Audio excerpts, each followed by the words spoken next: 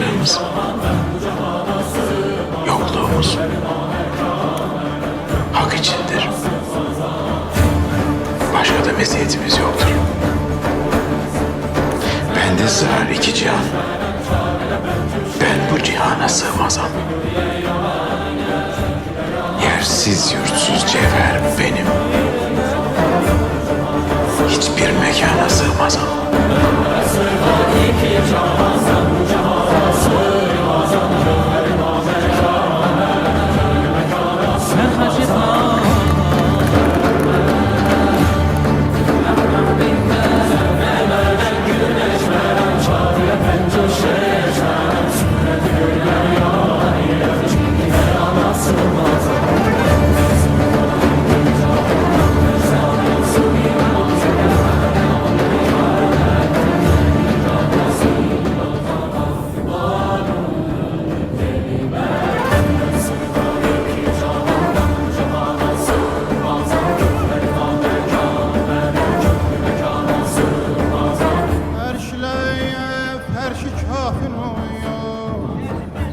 Mən də bulundu cümlə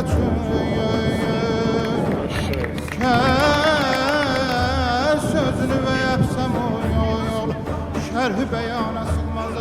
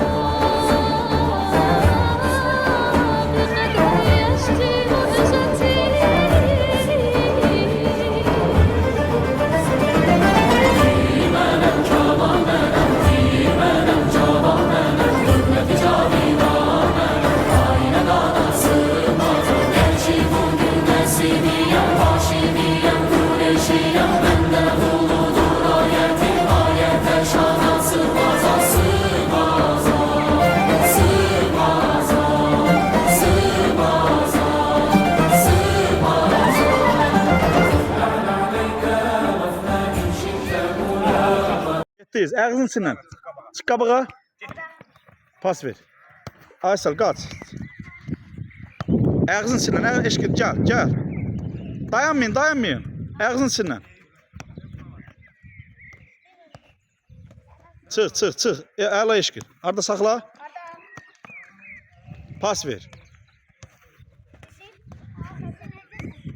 Gel. Ay sağ ol. Gözəl, babelə uşaqlar. Salam.